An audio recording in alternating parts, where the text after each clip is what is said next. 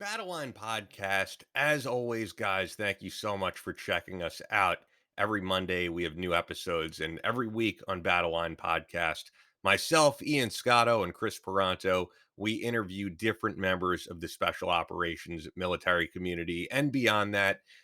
This week, we have a very special guest, and that's none other than a great friend of mine, a guy I say it in the interview because I conducted it already, but a guy I'm very privileged and proud to call a good friend, James Smokey West, Jim West, Green Beret, martial arts expert.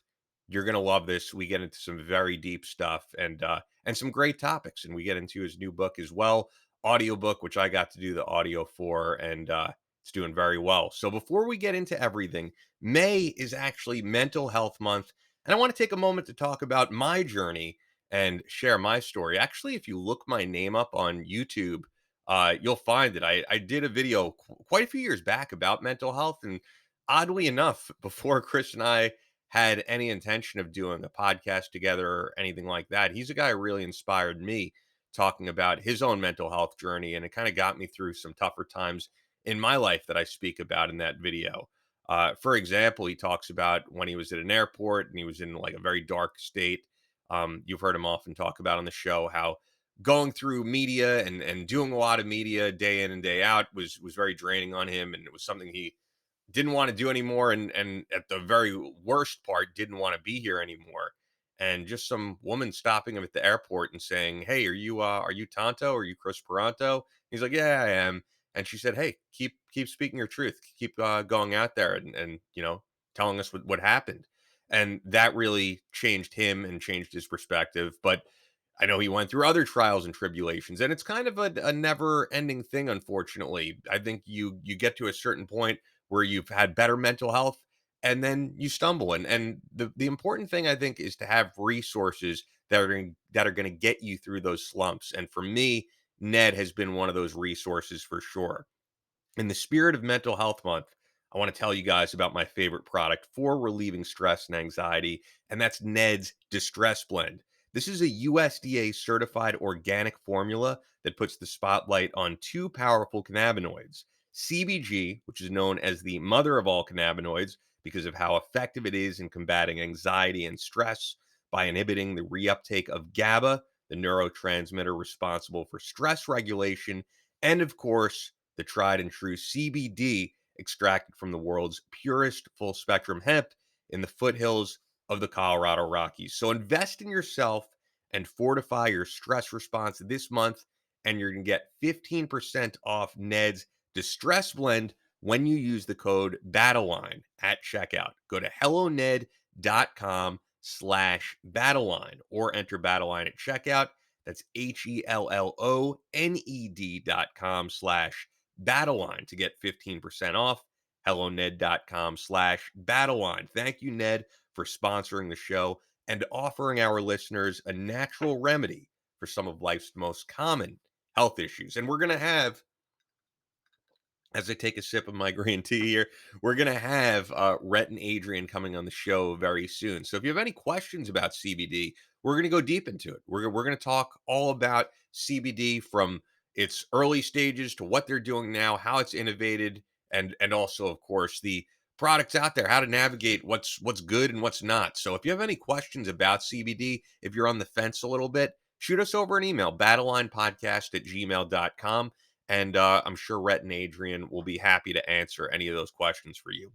Also, this show is sponsored by Bubs Naturals, my favorite supplement, their collagen protein. Now, you might be asking yourself, what is collagen?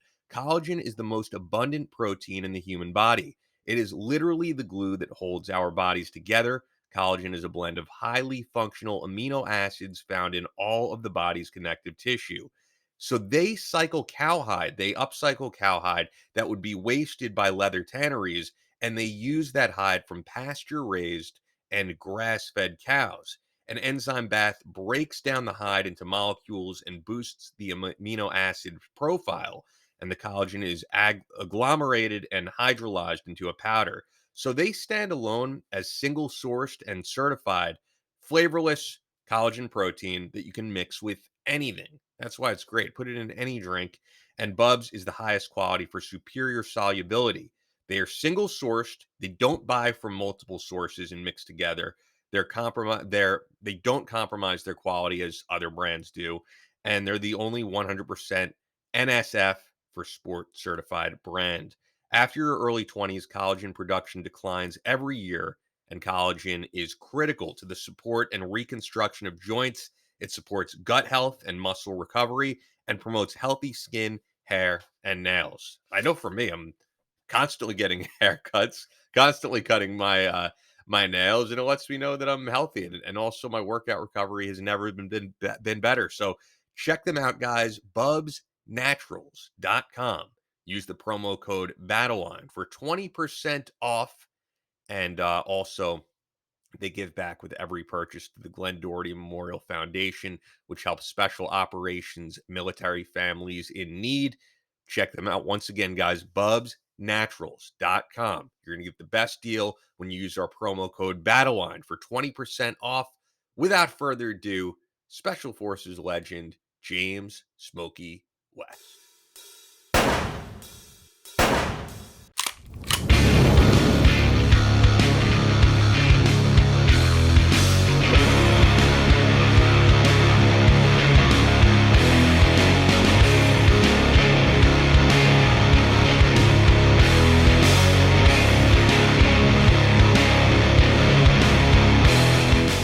From Omaha, Nebraska to New York City, from planet Earth to extraterrestrial life in space, a podcast with no equal, engaged in unconventional warfare through your speakers and headphones. This is a show about embracing the suck, conquering your demons, and finding God in the face of adversity. Chris Tonto Peranto. Twitch is on. Motherfucker, I'm gonna shoot you in the face. Ian Scotto. You know, Ian and I have been dating for a long time. You are now tuned into the Battleline podcast.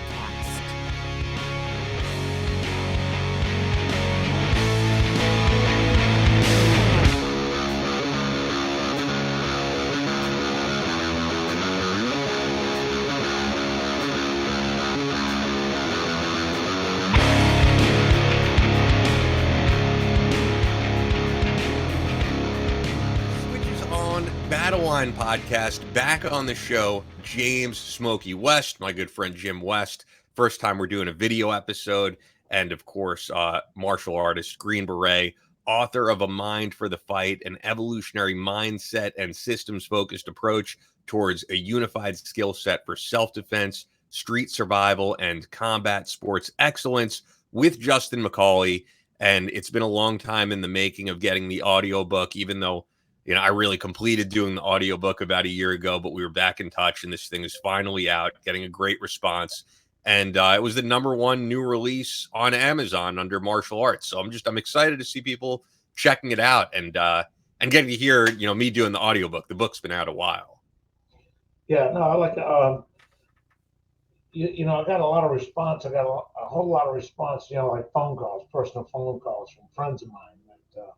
Former Special Forces Green Beret, from the Special Ops community, which was kind of surprising because I got a lot of response from that. In terms of martial arts, I was out in California recently at Bob Wall. He's the bad guy in all the Bruce Lee movies. He passed recently, and so we were doing a celebration life. Wesley Snipes, all kinds of people were there, and of course, Jimmy Hartley runs a huge martial arts organization with some others, and they put the word out. So, both in both communities, and then random people who I don't know, just interested in self-defense and martial arts also. So it really created quite a community outreach, I guess. Yeah, I put up the picture as well when you sent it to me, like you meeting Wesley Snipes. And if you check out the last episode with Jim and Justin McCauley from a while back, from over a year ago, yeah, you spoke about getting Bob Wall on the podcast, which would have been incredible. And then sure enough, the guy's getting older, and we do know he passed away. But I'd love to hear about that experience of like meeting Wesley Snipes and the impact that this guy had on the martial arts community at large. Well, actually, the whole group, even his daughters, Kara and Shanna Wall, have the whole family has a big impact. And then John Paul DeJorio, he was a big, backed a lot of the martial arts. Joe Corley, all this family community was there. The Machados. It was truly amazing, and Wesley Snipes, more through the Hollywood aspects. I mean, truthfully, back in the late '60s, early '70s, when they had a different kind of racism in Hollywood, like Bruce Lee was coming along, and they didn't want to give him a shot because he was Asian. Well, so basically, Bob said, "Kind of screw it," and gave up his $1,500 or $15,000, whatever it was, a week, and took off to China with Bruce Lee, and they shot the Enter the Dragon, all the other movies there, and that's how Jackie Chan got his start in fact. So, just the impact of Bob Wall himself is pretty amazing. And once you meet these people, and they find out that you're one of the guys that's beloved by him, to be invited to his family's celebration life, but really the word got out quickly that there was an Audible book coming out now. So, it's a lot of help. Yeah, and I think the reason that connection was able to be made too is we've spoken about it on previous shows, but I think it's fair to say you are one of the OGs of martial arts in the United States. It was not what it is today, where you see a dojo on every corner, and even below my apartment, there's a karate school, and everywhere you go, no matter what state you're in, you see everything from Brazilian jiu-jitsu to traditional Japanese jiu-jitsu, karate, taekwondo. And I know enough to know that, even when I was younger, it wasn't what it is today. But when you were first coming up, it was pretty much unheard of, right?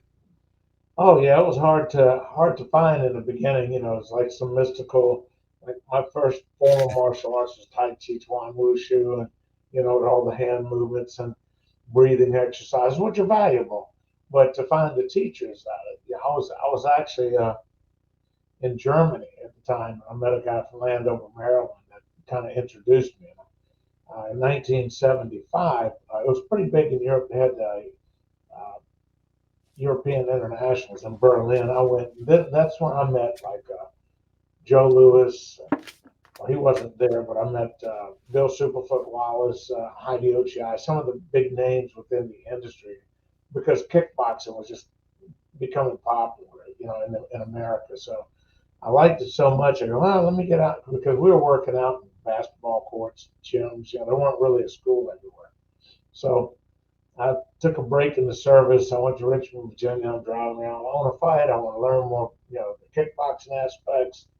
Then I saw a sign. It was American kickboxing. Okay, whatever that is. So I stopped, and it was really a garage on the end of a small strip mall. A room just a little bit bigger than this. Some guys were, beating the crap out of each other. Back then, they didn't even have all the safety equipment. It was a lot of bare knuckle stuff. So I walked in, and they greeted me with a couple of black eyes, and come on in and get started. And I'm sparring with a guy named Keith Hayflick on day one. I had no idea who he was. And Keith Hayflick was he was the current United States professional light heavyweight kickboxing champion in America. And I just walked right in with no real, I had street experience, I had some kung fu, but that's different than sports kickboxing, So I just jumped on board, and boom, I was incoming, a bunch of kicks and stuff. And of course, I held my own. In fact, to my knowledge, I have the only black belt ever issued by Keith Hayflick. He passed away in '85, but so you pay your dues, and just to be involved with the American karate at that level. Joe Louis, in fact, he's acknowledged in the book as writing Yep. the There we original go. 23 technical. Hey, fight. hold it up, man, for more people, because we Oh, finally have videos. So that's it. yeah, That's the book. that's the book, right?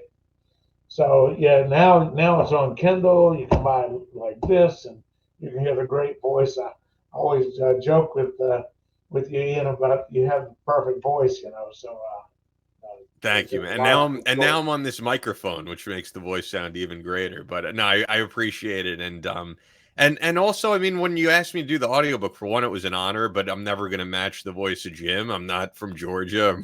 I'm from New York. So it's definitely a different style, but I tried to, capture who you were. And I think a normal voice actor doesn't know you. And I've known you for all these years and, did my best to capture that coming from my voice with this book. And I don't think I've ever asked you, and I don't know if it was covered in the book. Did martial arts for you become before special forces, or did that come after? Oh, before special forces, yeah.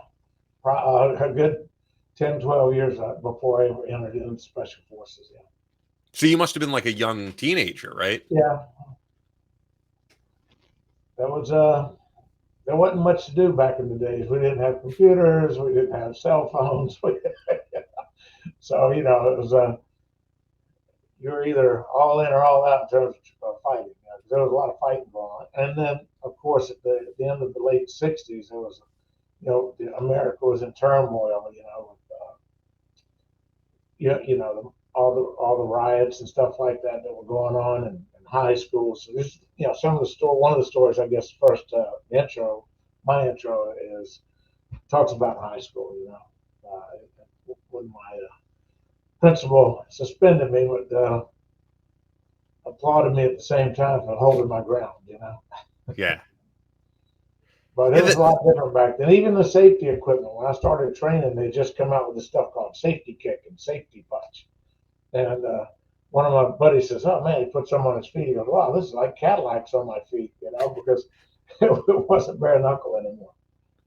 The thing about this book is I feel like you and Justin McCauley, writing from your perspective with you, really had to dig back into a different part of your life, a part of your life that's almost like dead and gone in a lot of ways. Because the guy that I know that I've spoken to, the getting into bar fights and that type of stuff that was a major part of your life has been history. The book spans from the first early bar fights all the way to the final one at Applebee's, which maybe we can get into.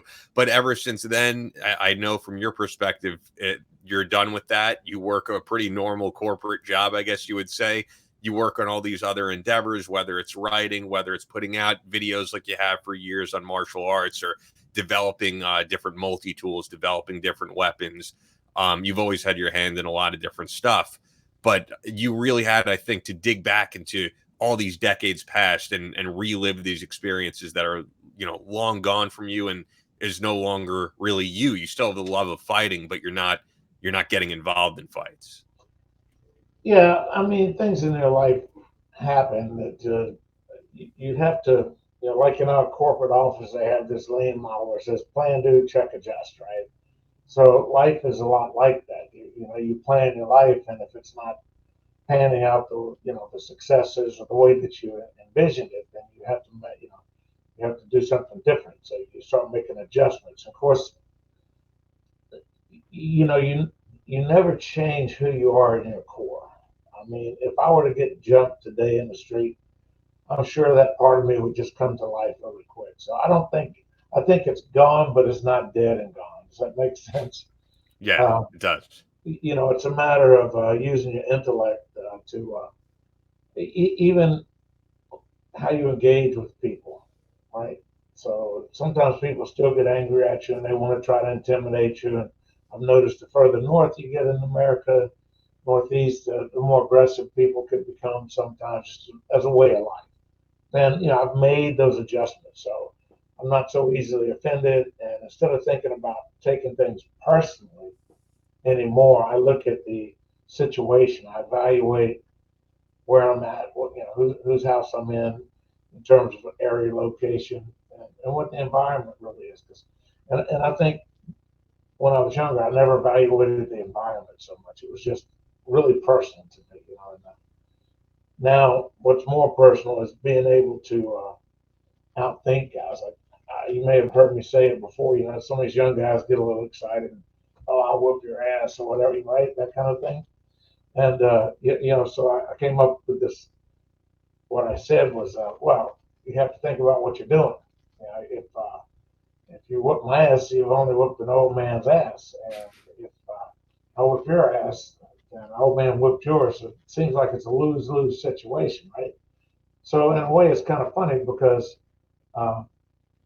a lot of guys, you just talk them down in that situation, but they don't see the value in it any longer. Where when I was younger, I was pounding my chest, and all the young guys, like playing King of the Mountain, wanted to try me all the time. So it was just a different mindset back then, which was good to a point. I mean, I got a lot of damage, a lot of scars and stuff these days, but it allowed me to be able to live long enough to produce good fight strategies, good information. And the book itself isn't about just martial arts and how to train, but if you take the system approach, you can change your whole life. And it sort of falls in lines with the Japanese Kaizen, which is loosely translated as continuous improvement. So you can improve your whole life if you really dig into this book and start figuring out how beyond the stories and how the book and works with the toolboxes. Yeah, the interesting thing I have to say about this book, and I got to read it, of course, cover to cover and really absorb it and get into each of these stories, is I have to ask you this. Every single I've this brewing in my head, but like every single fight that you get into, there's someone else who seems to instigate something with you that sparked that in you to actually get out there and fight someone. I have to ask, how realistic is that? Because I feel like none of these stories you flat out say, I was the aggressor, I started this fight. Were there any fights that you could honestly say you were the aggressor, or were people just always looking to try you? Because that's kind of the theme of the book, that everybody is looking to test you in some way. Even to this day, I'm not the aggressor. I never have been. But I don't give up any ground at the same token. Like, you have to figure out within yourself. But and back then had a lot more adrenaline flowing through my body, and I was drinking all the time. And I was still in the special operations community doing my thing so well. It was just a lot of pride, a lot of machismo, and that whole culture, especially areas like Fort Bragg, Panama, wherever I was stationed. It just, we're always trying each other out in that hand-to-hand pits, sometimes in the barracks hallways. It's just constant learning and pressure. And then when you get out in public and somebody bumps into you, instead of going, he's just drunk, it's like you just tighten up on him, and maybe instantly, a lot of these guys, when they realize that they might be the underdog straight up front, sometimes I got hit first, and generally with an inanimate object like a beer bottle. Hope that you guys are enjoying this interview with the legendary Jim West, James Smokey West. As you can tell, Chris Peranto is not here with me, but that's because as you're hearing this, myself and Chris have probably just got done with the actual course at Fort Scott for the grand opening of the Fort Scott Munitions / Battleline Tactical Training Facility. I'm sure I had a blast. I'm sure you'll hear all about it next week on the show. But we always have to talk about Fort Scott Munitions. They've been with us since the very beginning, and they are the best ammo on the planet. Fort Scott Munitions is a manufacturer of multi-federal patented solid copper and brass CNC spun ammunition. It's designed to tumble upon impact, TUI, their trademark, in soft tissue, leaving devastating wound channels for faster bleed out and quicker incapacitation. This ammo was originally developed to innovate and improve on the standard of military grade ammunition design. It was found that not only did the TUI ammo outperform competitors in the self defense industry, but it quickly became apparent that it would be a top contender for hunters alike. With the ammunition being CNC spun, the tolerances are some of the tightest on the market, ensuring that you receive the same results with each pull of the trigger. Fort Scott Munitions is available throughout privately owned businesses in all 50 states. You're going to want to go to their website, click on the dealer locator, type in your zip code, and you're going to find a dealer near you in every state, even here in Connecticut, even in New York. You're going to find a dealer that has Fort Scott ammunition. And every now and again on their website, they also sell in bulk, which get on their mailing list, because they have great deals. And then you could even use our 15% off on that. And sometimes you're saving upwards of hundreds of dollars. It's awesome. So yeah, check them out, fortscottmunitions.com. And as always, remember, to spell it munitions, not ammunition, FORTSCOTT. Munitions.com. Link is right there in the description. Use the exclusive promo code Battleline for 15% off your order. Only available to listeners of the Battleline podcast. Use exclusive promo code Battleline for 15% off your order. Only available to listeners of the Battleline podcast. Fort Scott Munitions is a proud supporter of Chris Peranto, Battleline Tactical, and the Battleline podcast. Also, we're talking ammo, we're talking guns, we got to talk some night vision, baby. Photonis Defense is the global leader in night vision solutions, providing more high quality night vision capabilities than anyone. Hunters, shooters, boaters, and outdoor enthusiasts rely on Photonis Defense systems to make their adventures safer and more successful. Military, law enforcement, and public safety end users utilize Photonis Defense solutions to give them the edge at night in tactical situations and rescue operations. Photonis Defense is now offering state-of-the-art night vision systems from the PD Pro B 16mm binocular and the PD Pro M 16mm monocular to the PD Pro Q panoramic night vision system. Customers from all over are excited about these new, smaller, lighter NVGs. You've got to see these things to really experience how much smaller and lighter they are than anything you have used previously. We've had guys on the show like Justin Sheehan and Phil Otto, special operations guys, former CIA contractors who can tell you flat out this is the best night vision on the market. So, whatever you are, if you're a hunter, shooter, military, we've even had Border Patrol reach out. You're going to want to check them out. It's Photonis Defense, PHOTONIS Defense.com for more information, or look for Photonis Defense product options from your night vision dealer. And now back to our interview with the one and only Jim West.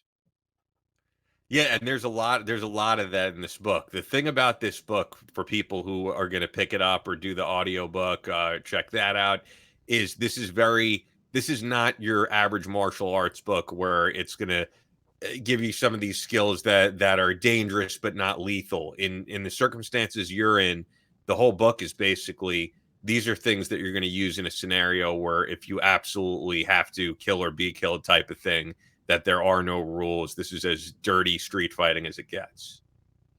Yeah, well, a lot of thought went into the book. It actually was a spinoff of. I've already written probably 98% of an autobiography, and it's been sitting in the bookshelf for a long time, never published. And it's difficult to put your whole life out there, right? And so many people ask me so many questions about why to throw a punch this way, or why do this, why things change. And as you get older, of course, you have to adjust to your own injuries and your own ailments and stuff. So it's constantly evolving in terms of how to train. And then within corporate America itself, and I don't even know if I explained this to you. We use the system-focused approach where it's got the mechanical, technical, and development, right? Well, the system-focused approach has actually been around a lot longer, and now corporate America is branding it under different names, and they're putting it. So I started seeing these relationships, and then I started thinking, well, this is what I've always done. So it's nothing new here. It just needs to be explained a little better. And of course, Bob Wall is sort of a very good friend and a mentor to me. And I was talking about how did I get to the end of this book as I was writing it. I was just killing Justin, just Justin, I need this. Put the right words in. That's not the way I talk, And so we got it where it reads like who I am.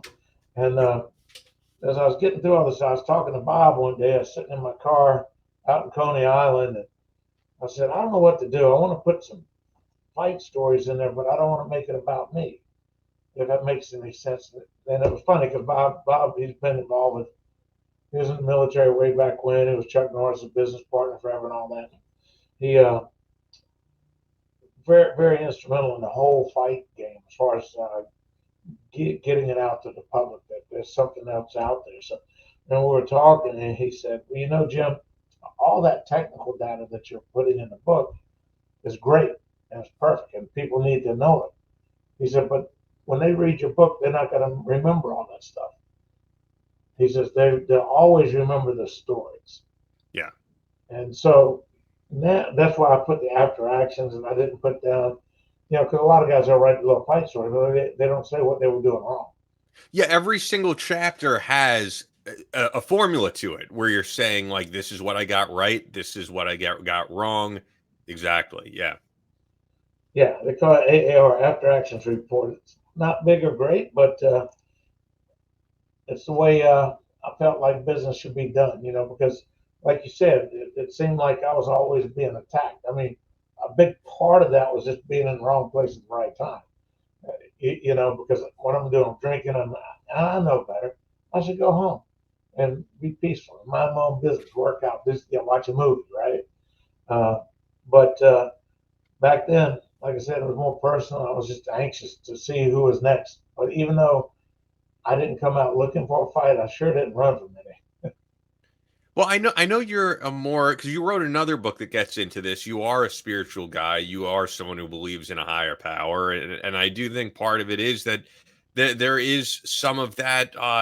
I'm trying to think of the world word, but I think there's some of that, I guess, divine intervention where if you're, yeah, if you're someone out there looking for fights, God, that's exactly what God is going to kind of hand you, right? And if you're someone who's not looking for that, maybe you're not going to get into those situations.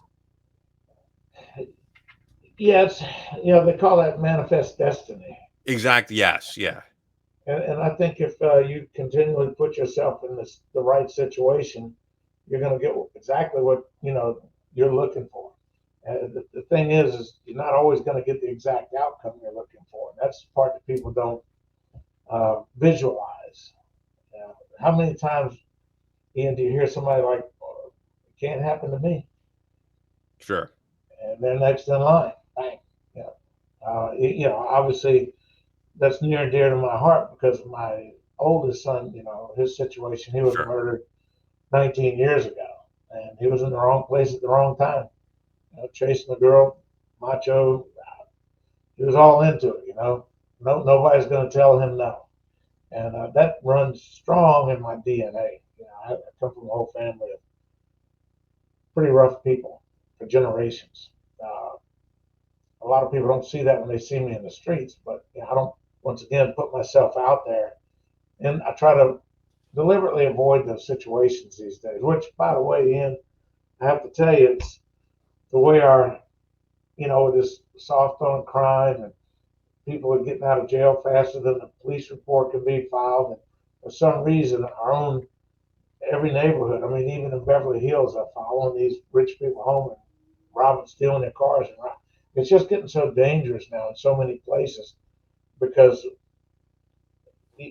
suddenly our opinions become more than opinions to the guy down the street. And Yeah. frankly, if you can't afford the rent or food, the violence will always increase. So even though I stay at home more than ever and I pick and choose my routes, but I do have to be on the subway sometime.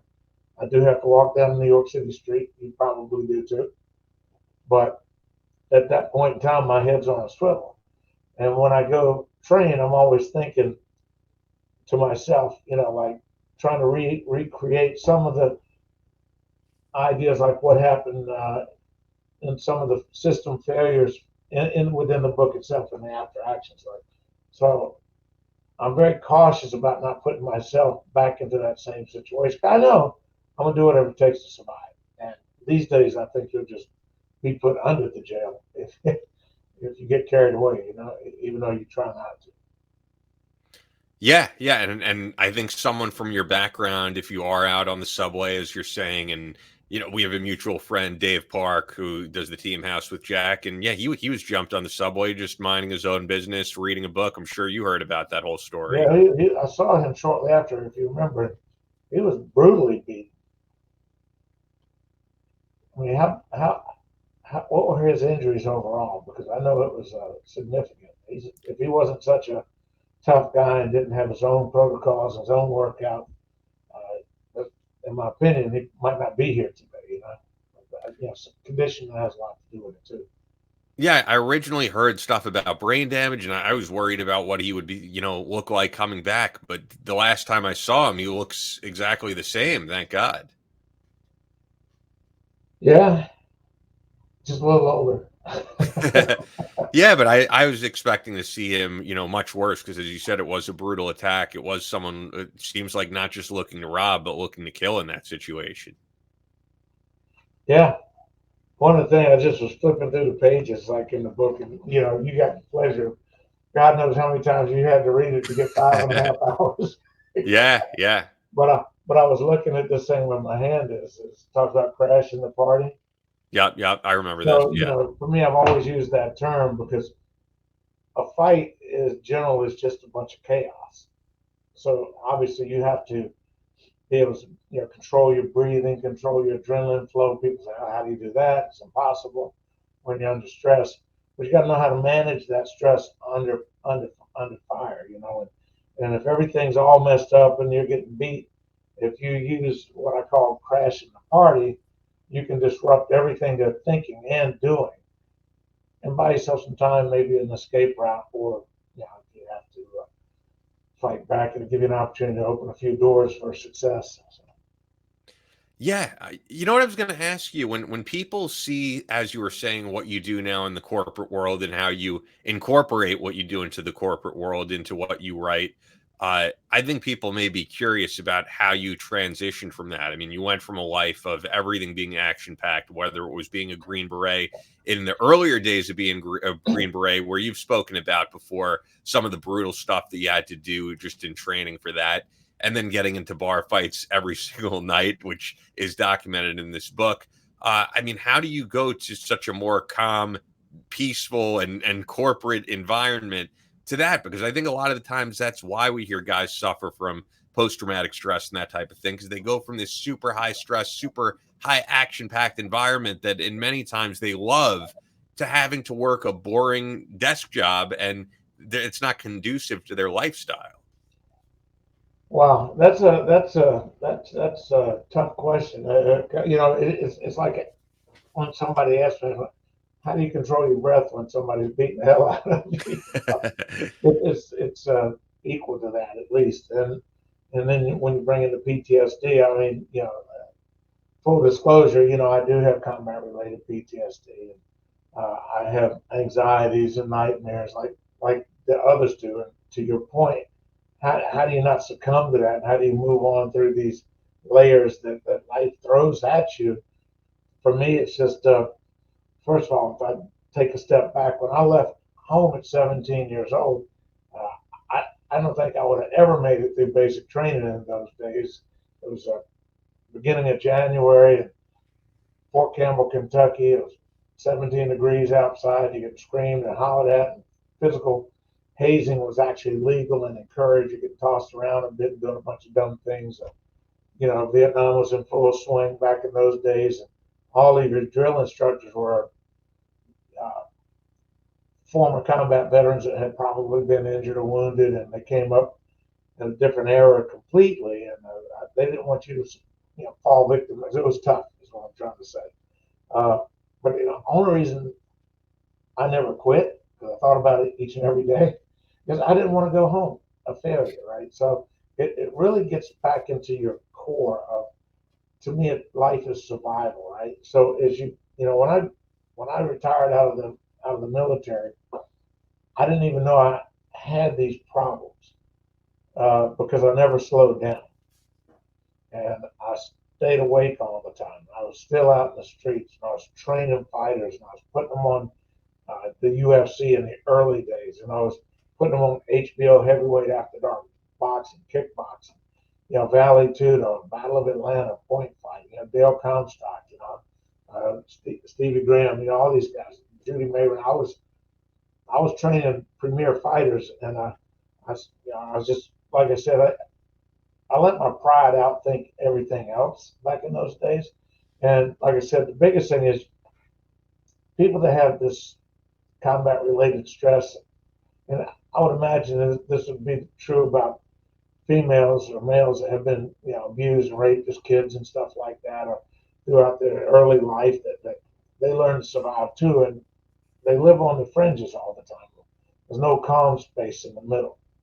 So, if you take the beginning and the end of what you live through each and every day, the flashbacks, the dreams, the depressions, all the stuff that goes with it, I look at it like this. If this is one of those extremes, and if I stop or slow down, the rest of your life is just going to compress. You could spin out and maybe become suicidal or even homicidal. It's just it's really really bad stuff. That can catch up to you if you're not careful. And I've always been a protector of people by nature. I think most military guys, I like to believe they are. They're serving, and they're the guys, even police, and EMTs and EMS. They'll run into the fire instead of away. You always hear that, right? And I was that way my entire life, right up until the day that my son got killed or murdered, brutal murder. And when I was going through his funeral services, I looked around. His mother was crying. She's still crying today, 19 years later. Grandmother's crying. My family crying. Everyone, even my closest friends that showed up, they were all crushed. And I discovered a piece of me that's like, well, I got to take care of these people. And I never grieved during that time when we were burying. I was trying to comfort people and help them through it, not realizing that this was changing my entire life, later on. So several years later, and I'll talk about it now, but one of the things I don't talk about, never really have, is I drove to my house where my son used to live with me, and I pulled in to the driveway and reached under the seat, and I pulled out my 357 and stuck it right in my mouth.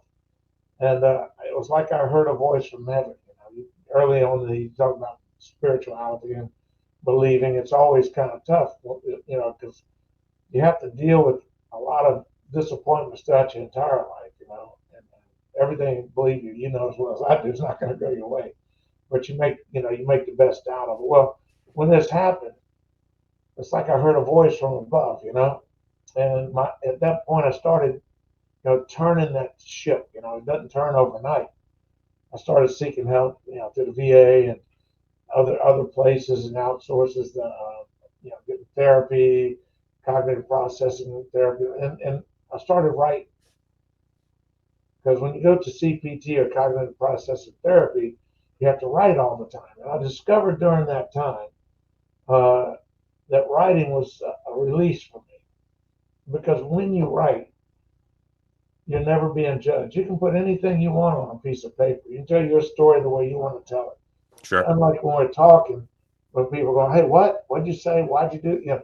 It's just you and a pencil and a piece of paper. It allows you the freedom to express yourself without being judged. And I think being judged is part of that impact for, if you're a very private person, that will set you off and maybe, in my case, get into a lot of fights or whatever else kind of trouble I might have looked for it back in the day. But as far as the guys with PTSD, once I started writing, I started reaching back into my past, which is very difficult, trying to analyze why did I get into that. Now I started looking. I've been in hundreds of street fights. There's 10 in here, right? And then I look at the broken bones, the scars, the nerve damage, all the things that have happened through the years. And honestly, there was a bridge I had to cross when I went to the VA. I first went in there, and they told me, "Oh, you got all these problems. Talk about the first time you ever killed somebody." And I'd go, "Screw you," and I just walked out. It took a while to let my pride down far enough to step in there and be honest with myself. So, I think when you evaluate your past, you just can't look at the good. You got to look at the bad. You got to figure out where you are today. And, you can use that thing we use in our corporate office, plan, do, check, and adjust. Where you got to check yourself for real. Because you got to, are when one of our good friends got married back when, I wrote a little thing called Stepping Stones, right? Yep, I remember this. Yeah, so life is like a series of stepping stones, and you just walk through these stepping stones, right? And so the way I do it is if I get to a wall or a point where I'm not pleased or happy with myself, now what I do and recommend other people do is take a couple of steps back and figure out where you were and what you were thinking, you know, 2 stones ago or 5 years ago or 10 years ago. You know, the model has probably upgraded and changed. And honestly, you got to change with it, man. You know, because if you don't, you're just going to suffer a miserable existence on this planet. Yeah, a lot of people just they can't not look back on the past. Their whole life is looking back on the past and analyzing everything from the past. And at some point, you have to move forward from that. It's important to spend that time figuring out why you acted the way you did. But at some point, you do have to forge ahead. And yes, something that you said earlier, where you said it didn't just happen overnight to make this transition. I've heard you talk about it actually from your poetry that you've written and that type of thing. Yeah. Was that as you always put it, I remember you say that you went into your man cave for a few years. And yeah, after the death of your son, you didn't really want to talk to anybody. You isolated yourself. So for people listening, they might think like right after your son died, you got help, wrote, seek therapy. And it seems like it was probably many years down the line. It was probably a good 5 years before it started impacting me. And even, during the writing of this book, it was kind of interesting because as I got through the stories and I started reading the stories, and I go, geez, I think I was drinking in every one of these fights. So, I would think so. I mean, do you really get into like a sober bar fight? no, that's a great question, by the way. Yeah. Oh my God, and that's a great question, and it's weird because self-discovery. I would encourage everybody. They don't have to share things with the world or even with their closest friends, but write those notes down. Write a story about something that happened and then a week later, just go back and read it out loud to yourself and start that self-discovery is like, oh my God, I was that guy. How do I change? And I just turned 68. I'm not too old to change. I'm still Which trying is to better amazing. Yeah. myself every day. Congrats. No, that's huge. I remember when you turned 60. I've known you a long Oh my time. God, you're getting old. Well, it's been that long, huh? Yeah, because I do remember that. I remember you turning 60. So yeah, but no, you're right. I mean, I haven't lived anywhere near the type of experience that you have. We have totally different lives. My life is probably more in line, with your son or something like that, from what I've seen. But nonetheless, I do keep journals, and I have stacks and stacks of journals, and it's stuff that I would hope, never gets released to the public, because you could write your most intimate, secret things in there, and as you said, it's non-judgmental. And for the same thing, I do think it's important. I do look back on those and I read them, and sometimes actually the problem that I see is I'll say I'm in the same predicament that I was 2 years ago or 3 years ago. How do I move ahead? How do I forge past that? And yeah, I think it's very important. I think people sometimes look at journaling as sometimes something you do as like a little kid, and it's not something they do anymore. I personally bring like a regular traditional notebook wherever I'm going, and I write down different notes every day. I try to put the phone away because we're constantly in front of a screen. It's nice to get away from that. If I'm reading, I like to actually read a book and not just look at it on my phone.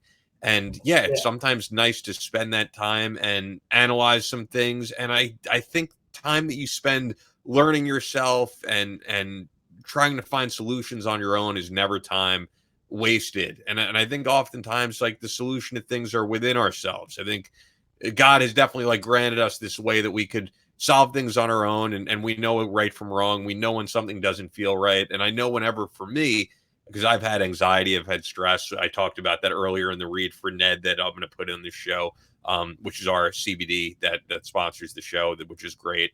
But yeah, I've had those types of issues, and I do notice whenever I have any type of anxiety or depression, I'm usually doing something that I'm not easy with in my life, that I morally don't sit well with, or I think all of those issues come when you're not being your best self and you're not doing your best at helping others and just living a positive life. Yeah, it's funny. You talk about moral. It's difficult for guys with combat stress to separate morality from maybe some things that occurred on the battlefield. And when I was talking to my therapist one time, and I never share this stuff, but I will share a piece. The first thing I want to ask you if you're a combat veteran is, did you, tell me about the first time you ever killed somebody. And that's when I just walked out. Who the F are you? You don't need, boom. You can curse on here, Jim. Okay, well, who the fuck? You know what I mean? You just fuck. Yeah. So, with that said, I 5 years later, I was talking, and they brought that up. Jim, you always come in here, and we talk about this and that. Like once a month I go in, once every 2 months. Relationship issues, your kids, your this, your that. Let's talk about what happened on the battlefield. Let's talk about when you killed somebody. And it dawned on me that in a lot of firefights, and the guys will attest to this, that a lot of them happen at night. Not so. I don't think so. I didn't spend a lot of time in the desert. I did do, Desert Storm, and it looked like night with all the oil wells being burst out. All the blackness in there. But I just it dawned on me. I was trying to talk my way through the one. I'm talking about the first guy that got killed next to me, and how some of his body parts were splashed on my head and face. How I have these dreams. Jim, what about you? And then it dawned on me that, in a firefight, things happen so fast. You're not always thinking about who shot who. You just fire maneuver, fire, trying to keep your head down and keep your eyes on the point. It dawned on me that, and I didn't even think about it until that moment. And now I still do. That I don't really feel a lot of guilt about too many of those things. But there was one guy that got up to turn. I don't know if he was going to run or reposition, and clearly I saw shooting him in the back, and that bothers me. We were on some operations where 11-year-old kid got killed. I never shared that, and that bothers me. I was on a combat dive team where we had to, on our downtime, we had to go and pick the kids up out of the Cape Fear River when they drowned during the year, out of White Lake. So it's just women and kids and innocent people that died that you are exposed to. Those are the real tragedies that sink in. Looking at dead bodies. I mean, you've seen the pictures online of the highway of death. I was there. I saw all those dead bodies. Thousands of them, and burned to crisp. People can look it up online. The highway of death. I was right in the middle of that stuff. On the way out. So. How do you adjust to all that?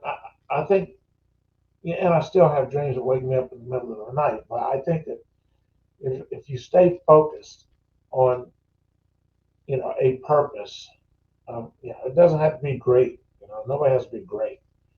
Just step after step, this is what I want, and I'm going to make every effort to get there. But then you got to be a realist. I only have so many years left in my life. I may never achieve the goals, but I'm going to achieve. That's why you got to create milestones along the way, and you got to stay busy. If you find yourself drinking, doing drugs, sleeping all day, and just not getting out of your way of yourself, you're going to have increased likelihood of something very severe happening. Yeah. You're either doing it to yourself. So, I mean, I know that whatever's crawling around in you, you're a very busy guy, and if you ever took 3 weeks off and did nothing, then you realize you may have some issues. Sure. So we're always running from our issues. It's just good to create a path and then be able to adjust under fire if you need to. This is what I want, but I'll settle for this. It's not about settling or being less than what you are. It's just putting your effort forward every day, and not backing down. It's okay to take a step back and analyze. Well, why am I here? What did I really want to do? Am I okay with my current status? If you are, that's great. Get up and and do more. Like, I'm okay with my martial arts status, even though I can't do half the things as good as I used to when I was in my 20s, 30s, 40s. I mean, I was a beast. I was a physical beast. Today, not so much.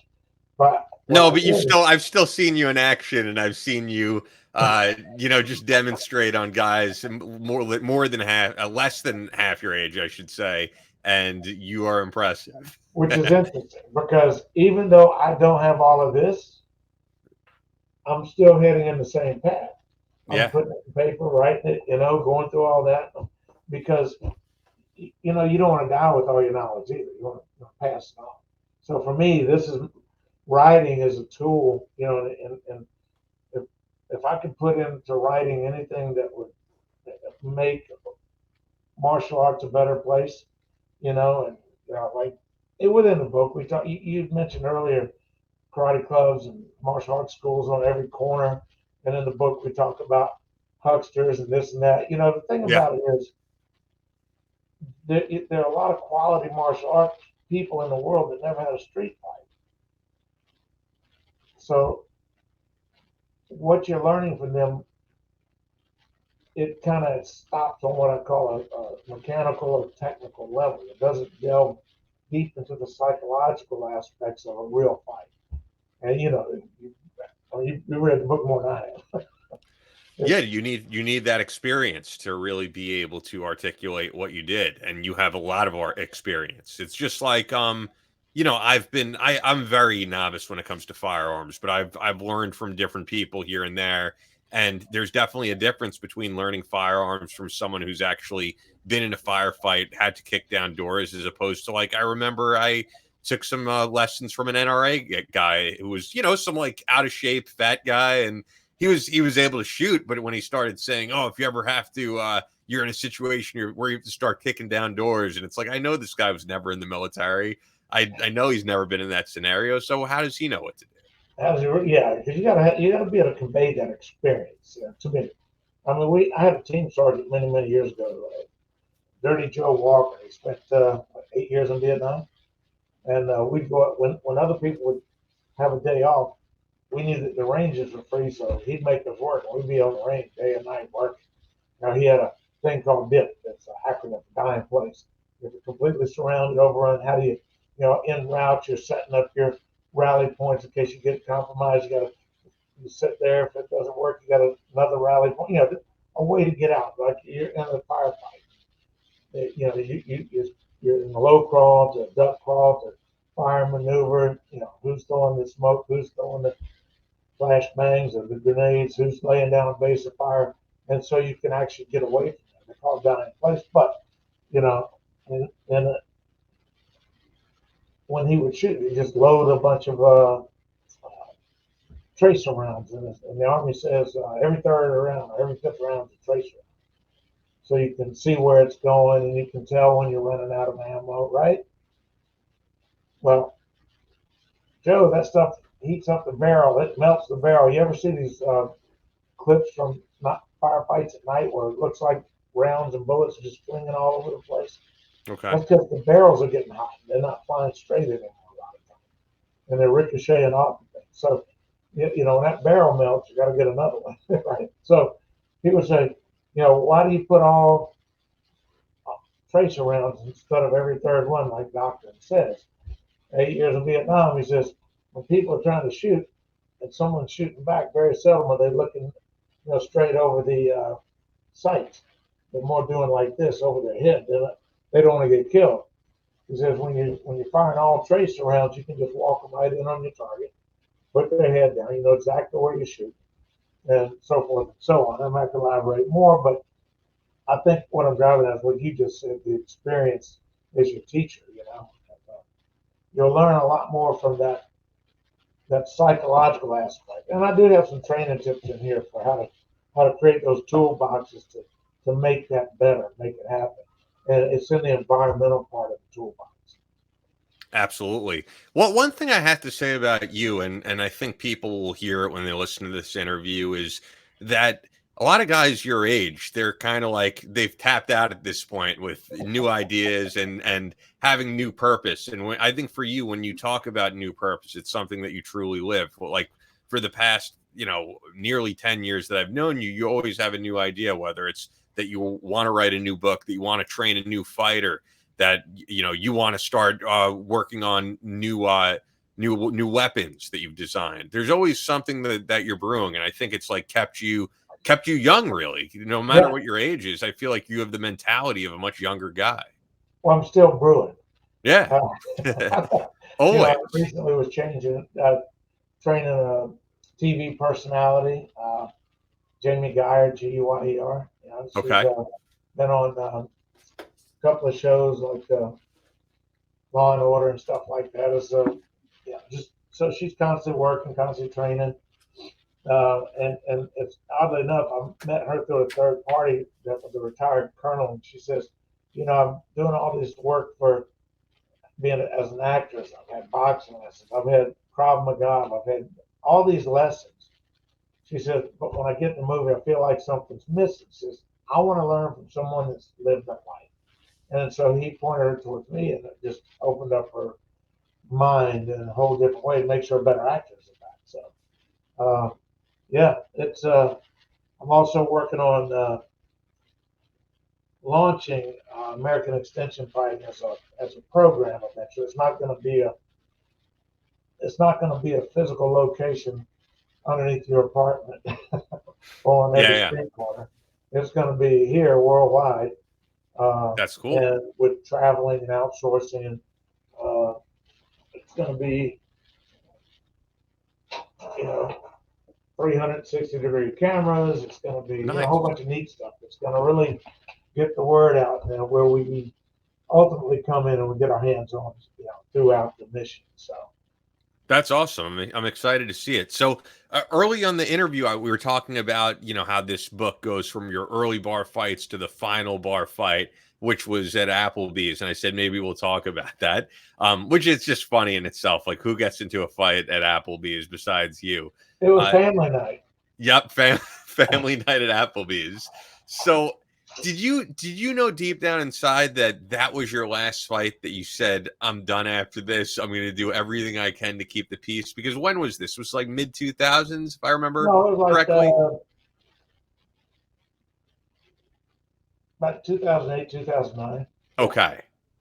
So probably, shortly before, or actually, did I know you? No, probably shortly before I met you. So yeah. Did you know? I mean, because it's been over a decade, nearly 15 years. Did you say to yourself, I'm done with this life after that, or what?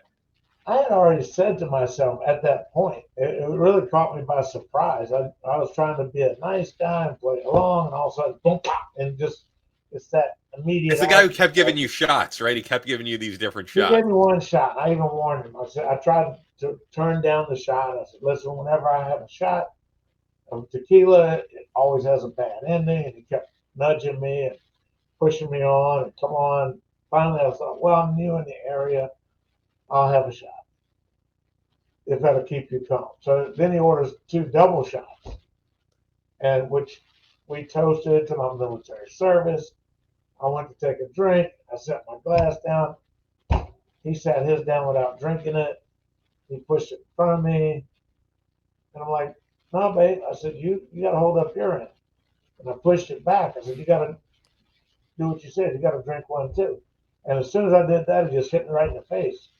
And, of course, I just planted. And I went to push him off because whenever I get hit, I always, you hear me say, tuck. A lot of fighter trainers say tuck your chin, and when you tuck your chin, it kind of exposes your jaw. It doesn't feel right. What they mean is stiffen the back of your neck. You hear me say bowl your neck and pull your chin back. It's still tucked, it's just not leaning your head forward. So it gives you a different shell, right? More protection. So you just tuck it up, and it protects you. So as soon as I got hit, that's just automated. I've trained that way my whole life. And it was so close on his bar stool, I just started pushing. And you never close your eyes in a fight. That's crazy. Yeah. And I could see the front 2 legs coming off the ground. So I just caught him with overhand right, which knocked him out in the chair. And then his head hit the floor, split his skull open. The only reason I didn't get in any trouble, the police came and reviewed the security cameras. And they said, looks like he hit you once, and you hit him once, and that's it. That's it. When I was younger, I'd have hit him I'd have stomped on him, Yeah. And then been a lot of different situations. We wouldn't be having this conversation. Yeah, yeah. Another thing that's interesting now that you said how he toasted you and said to our military service, just like you somehow have gotten in these scenarios with all these different fights. Another thing I feel like you've had a lot of encounters with are stolen valor guys throughout your time. Woo! Yeah, there's been a couple that stay on my mind. One of them in particular, because he's in the my direct lineage within the American martial arts system, and he went through this process of getting busted out, and then, to my knowledge, he's still playing the same game and he's teaching law enforcement agents. He's got a tattoo on his arm of being a Force Recon Marine. His name's Keith English. What's his name? Say it again. Keith English. He lives down in Okay. Virginia, around Richmond. Yeah, and he still wears the Force Recon tattoo, and he still markets it in business. He's a quality martial artist, but he ain't no Force Recon guy. But he makes money off of it. That aggravates me. You heard it here first. I mean, how do you know this guy is full of shit? Well, I've liked him. I've known him for years, and we always got along. Like I said, he's a quality martial artist. We've even been in a ballroom brawl. He was close by when I got in it before, and I always thought very highly of him. I had never had a reason to question him. I just believed him. Go around going, no, you're going to show me, no, don't do that. Yeah, yeah. And it was actually, he teaches a lot of law enforcement and some others, and somebody did a little background and found out that it's all a lie. And some of his more advanced students dropped out, went to a friend of mine's academy, and my the guy that trained me to kickbox years ago, he's a little older than me, and hell, I knocked him out also years ago. Wow. But he tried to make peace within the family. Oh, he's a good guy. He apologized. He does it. I don't accept it. The only thing I would accept is for him to go public and say, I screwed up. I'm a poser. I've been making money off you guys. I said, that I wouldn't forgive him, but I'd accept it. I don't accept anything he does at this point. And I will acknowledge that he is a quality martial artist. But he should just work on that. Stop telling this big lie. He's Yo, not why do you think there's so many guys out there who can't just accept what background they come from and just present themselves as who they are? Why do they have to do this thing where they either, in some cases, exaggerate service or just flat out make up service? Because I've encountered it in my time. I worked with a radio host who said he was a Marine, which I could get into another time. And there's no background of him being a Marine. I mean, I think it's just like this machismo thing that guys feel like it's more manly to say that they served in the military. And I get, by the way, I get asked all the time because I work with all these guys like you. And what branch did you serve in? I didn't serve in anything. And there's no shame in that for me. It's a different life path that we took. I meet a lot of guys who say, oh, it's the biggest regret I have in life that I didn't serve. I mean, I personally don't feel that way. I did what I did in radio and podcasting, and have lived all different types of interesting experiences because of it. I don't think you should live with regrets like that. But yes, I think some of these guys, rather than maybe living with regrets or being proud of what they did do, they have to exaggerate or make something up. And I see that you're putting up your I yeah. have my finger. we know you're legit, Jim. I have my finger over my social security number up there. Speaking of which, at yeah, my former employer, didn't you put that on a table and I a guy that we it, know yeah. tweeted it out or something with your social security number? We'd Yeah, be like, dude, take that off. But you'll see that I have 2 Bronze Stars of V devices and some other stuff. In fact, I got a whole pile of stuff over here. Yeah, I wonder what makes so many guys feel the need to do that. I mean, I'm it's not going become away. yeah, no, it's fine. It's become an epidemic though, I think, of stolen valor, guys exaggerating service, guys making up service. We're seeing it all the time. There's YouTube channels devoted to it, and yeah. See Joe Schwarzkopf's signature right there? Wow. Yeah, that was for Desert Storm. Yeah. Here. For all those people that don't know, right? These are more commendation medals for something similar.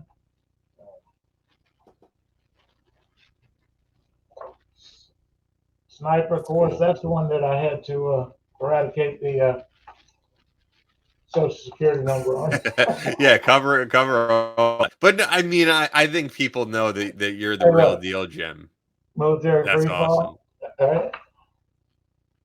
underwater operations course. Oh, it goes on. Look, No, I know you've kept it all, and you should be proud of it. I know that at one time you've spoken about it before. There was one time where you weren't as proud of it, and it took a while for you to get back to the way that you feel now, and being proud of your service and what you've done.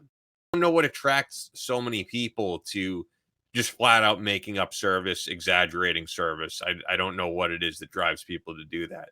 I blame so much of the bullshit that these, especially younger people and some older ones, cause them to want to be more than what they are. Is there's just so much social media now, and so much emphasis on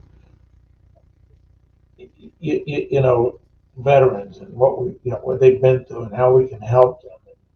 And I hate to say it, but around certain holiday Thanksgiving and stuff like that, like IHOPs or whatever, these different restaurants, they'll they'll give veterans a free meal. So they're homeless people that will actually steal uh, uniforms. They're not even correct out of like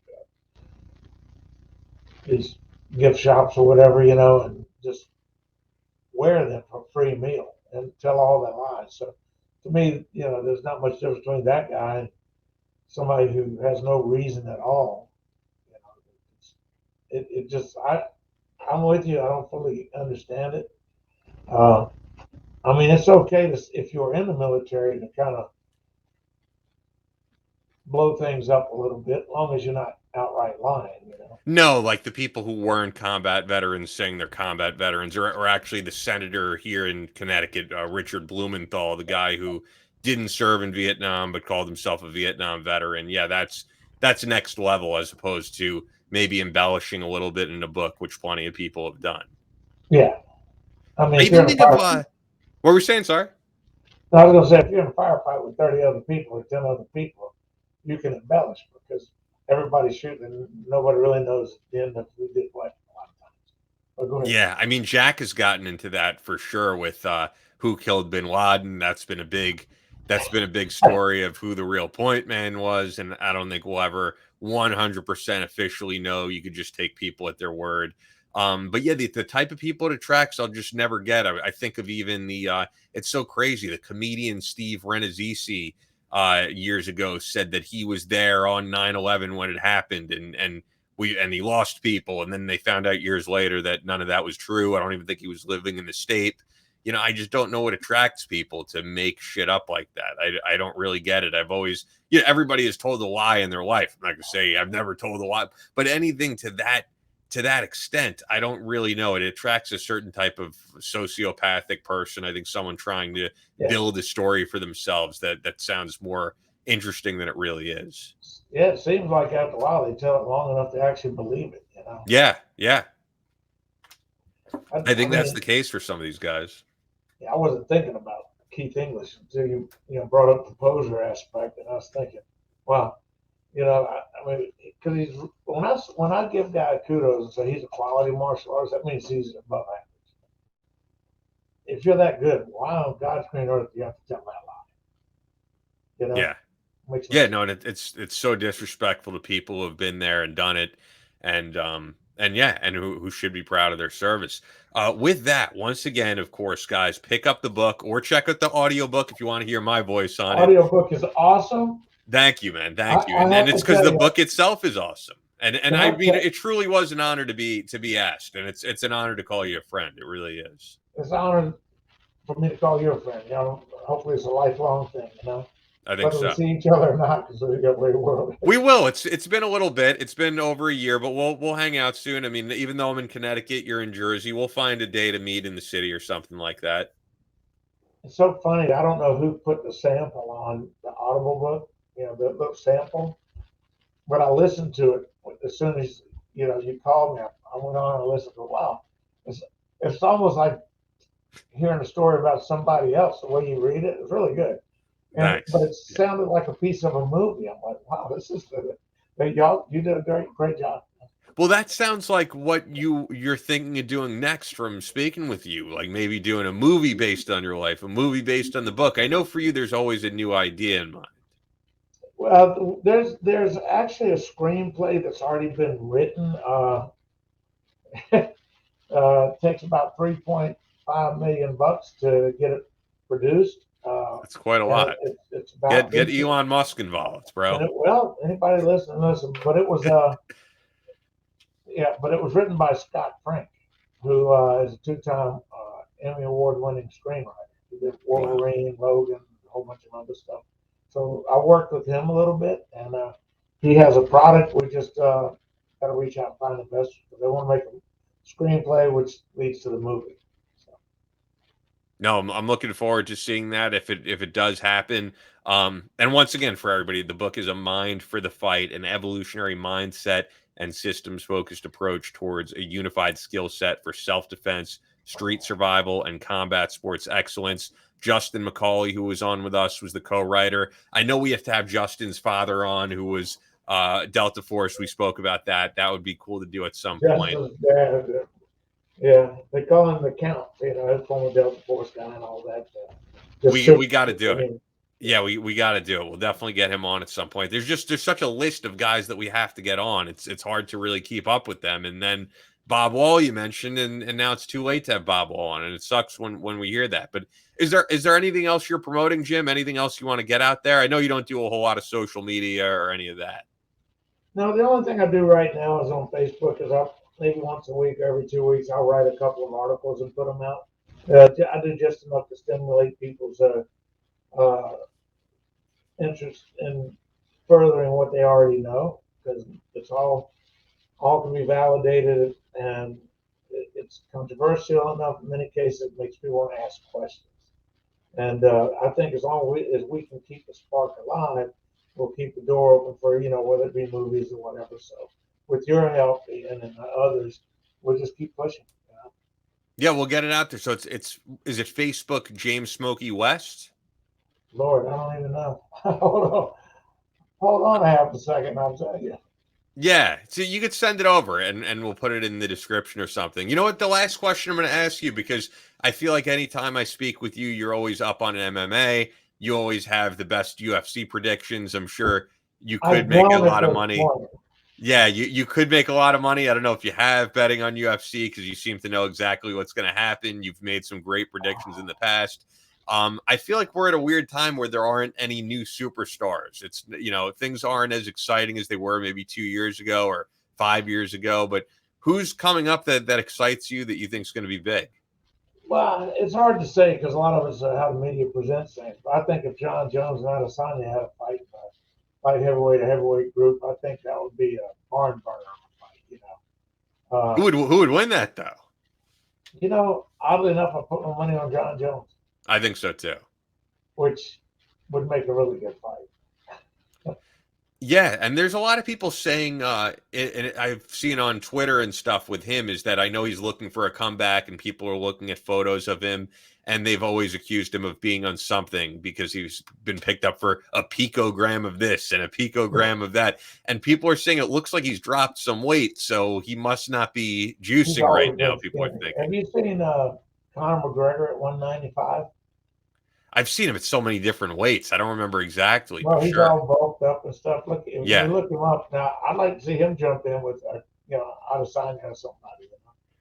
I feel like he's lost so many fights though recently that he's less exciting at this point as a guy as Adesanya who just keeps winning.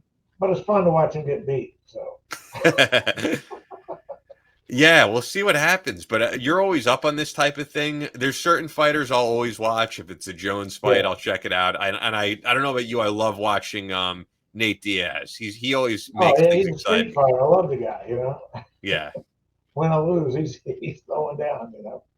Absolutely. Well, I guess that's it, man. Always great speaking with Jim. Third appearance on the show. I think it's third. We'll definitely do it again at some point. But yeah, if you're listening, because I know like 90% of you guys are listening on iTunes, on Apple Podcasts. If you're not watching, go over to YouTube and subscribe to us because we're doing full video now on YouTube.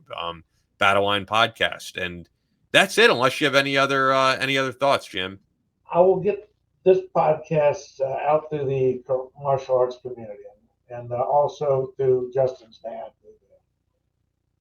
I'm excited for it. Yeah, and we'll have him on at some point. He is on the list, but the list is also about like 100 people at this point. Yeah, People I'm we sure. need to get on. It really is. You know, I No, want to get that's Dale good. Comstock back on. I want to get Jack Murphy on a third time. There's just so many people, and also like Top Gun coming out this month. I'm working on getting someone from Top Gun on. Who knows? Okay. Tom Cruise. That would be awesome. Yeah, that'd be awesome. It would be cool. Are you going to go see the new Top Gun? Oh yeah, I love the movie. I probably watched the first one 15 times already. You know, when I get bored and run out of things to do, I got a couple, 2 or 3 movies like my go-tos. That's one of them. I just enjoy the movie. Yeah, I hope it lives up to what we're hoping for. Yeah, I always told myself if I could go back in time and not drop out of school to join the military and finish my education, what would I really be today? You know, if I could do things again, and it would be a fast-moving fighter pilot. You know, if you could imagine 500-600 miles an hour dogfight, you know, it's got to be the best rush in the world. Well, it's interesting you say that because have you ever gone to that Memorial Day air show at Jones Beach or any of those air shows? I've been to a few, but not there. Yeah, down south. I go to those every year. I'll be there on Memorial Day, actually, if you want to come. But it is such an event. I mean, I went last year, and the crazy thing for me is that the weather sucked that day. It was cloudy, it was windy, and yet these guys are just, you know, a foot apart in the air doing all these stunts. Yeah, And it's it's amazing. unbelievable to watch.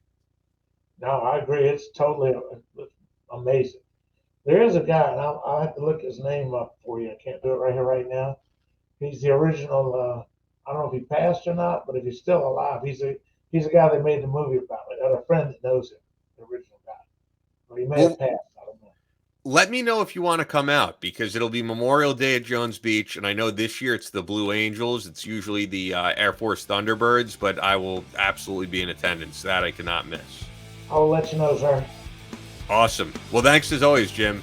Ian, thanks for having me, man. It was great. Absolutely. Talk to you later. You bet.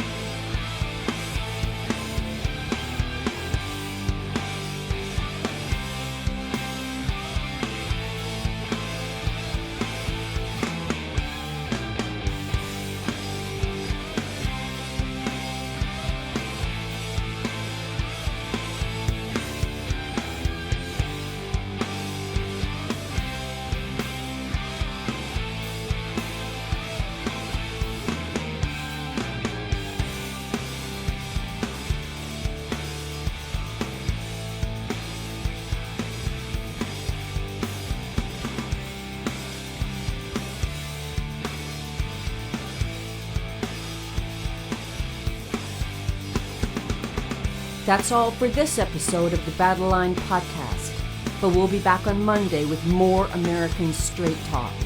Until then, be sure to follow us on Instagram at Battleline Podcast and on Twitter at Battleline Pod.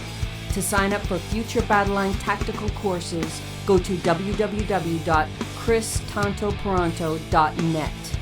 Believe in yourself, face all challenges head on, and as always, never quit.